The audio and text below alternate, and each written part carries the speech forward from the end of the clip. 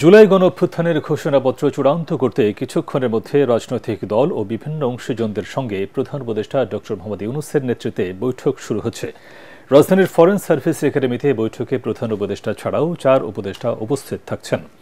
সর্বদলীয় এই বৈঠকে যোগ দিতে এরই মধ্যে বিভিন্ন রাজনৈতিক দলের প্রতিনিধিরা এসেছেন ফরেন সার্ভিস একাডেমিতে।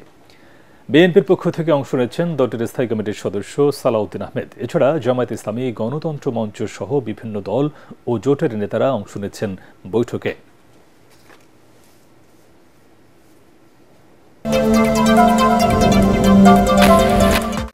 সতেরো বছর পর কারামুক্ত হলেন সাবেক স্বরাষ্ট্র প্রতিমন্ত্রী লুৎফুজ্জামান বাবর।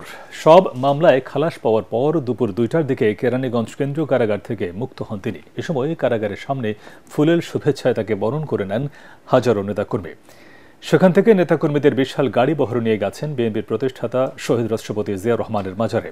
এর আগে গতকাল আলোচিত 10 ট্রাক অস্ত্র চোরাচালানের ঘটনায় অস্ত্র আইনে করা সবশেষ মামলায় যাবজ্জীবন কারাদণ্ডের দায় থেকে রেহাই পান বাবর।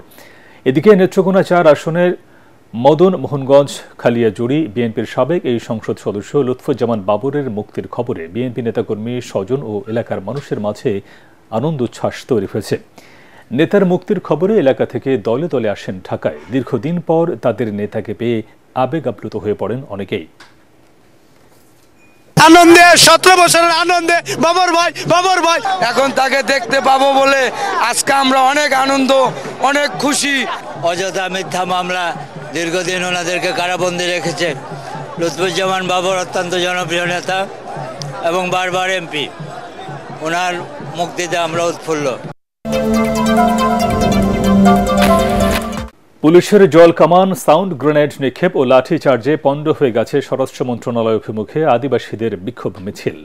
এনসিটিভির সামনে আদিবাসী ছাত্র জনতার উপর নৃশংস হামলায় জড়িতদের গ্রেফতার ও বিচারের দাবিতে মিছিলটি শিক্ষা ভবনের সামনে গেলে সংক্ষুব্ধ ছাত্র জনতার উপর চড়াও হয় পুলিশ। এ ঘটনায় শিক্ষার্থী সহ অন্তত 5 জন আহত হয়েছেন। দুপুরে ঢাকা বিশ্ববিদ্যালয়ের রাজু ভাস্কর্য থেকে মিছিল শুরু করেন তারা। প্রত্যক্ষদর্শীরা জানিয়েছেন, ব্যারিকেড সরিয়ে বিক্ষোভকারীরা সামনে যাওয়ার চেষ্টা করলে কামান পানি ছোড়ে পুলিশ। এরপর তাদের উপর লাঠিচার্জ ও সাউন্ড গ্রেনেড নিক্ষেপ করা হয়। 250-টিরও বেশি ডিজাইন অপশন নিয়ে ওয়ালটন স্মার্ট ফ্রিজ, বোঝে আপনার প্রয়োজন। আবার হামলা করছে আমাদের উপর। এই কদিন আগেও ছাত্রদের উপর হামলা করেছে। আজকে এই বাংলাদেশ থেকে এখনো 5 আগস্টের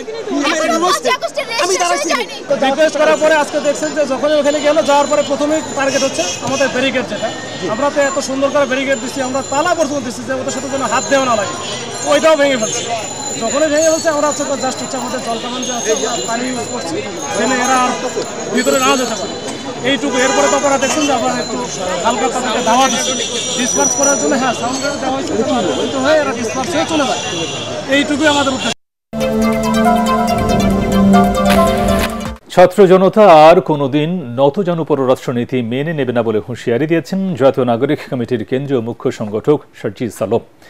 ক্ষমতাকে আঁকড়ে ধরে কোনো দল যদি গোষ্ঠী বা রাষ্ট্রের দালাল হন, তাহলে তাদের পরিণতিও সাবেক প্রধানমন্ত্রীর মতো হবে বলেও হুঁশিয়ার করেন তিনি।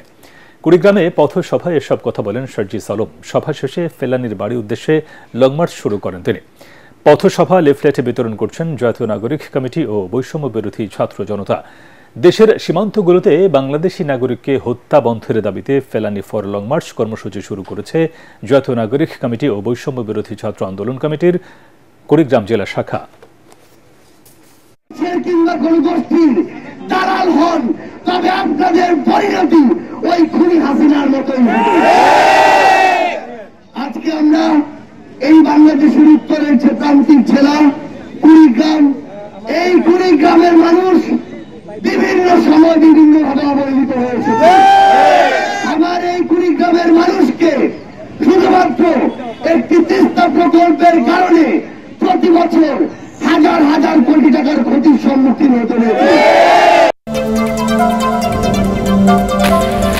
ফ্যাসিস্ট শেখ হাসিনার পতন মানতে পারেনি বলেই ভারত অবৈধভাবে বাংলাদেশের উপর আধিপত্য বিস্তারের চেষ্টা করছে, এমন অভিযোগ করেছেন বিএনপির সিনিয়র যুগ্ম মহাসচিব রুহুল কবির রিজভী।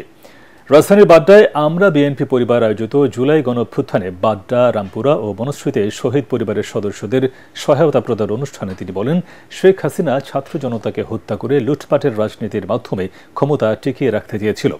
সংখ্যালঘুদের উপর অত্যাচার বাংলাদেশে নয়, ভারতে হয় দাবি করে রেচি বলেন, দেশের মানুষ কোনো আধিপত্য মেনে নেবে না। বলেন, সংকট থেকে রক্ষা পেতে অবিলম্বে জনগণের প্রতিনিধির কাছে ক্ষমতা ফিরিয়ে দিতে হবে। আপনি অনেক কিছুই শিখে তাদের কাছে বিক্রি করেছেন। এই কারণেই আজকে ভারতের নীতি নির্ধারকরা, কিছু রাজনৈতিক দল অত্যন্ত অস্থির হয়ে গেছে শেখ হাসিনার জন্য। নিজের মুখেই বলেছিলেন হাসিনা যে একমাত্র আমাকে ছাড়া আবার আওয়ামী লীগের সবাইকে কেনা যায়। কিন্তু আপনি যে খুব অল্প দামেই ভারতের কাছে সবার আগে বিক্রি হয়ে গেছে,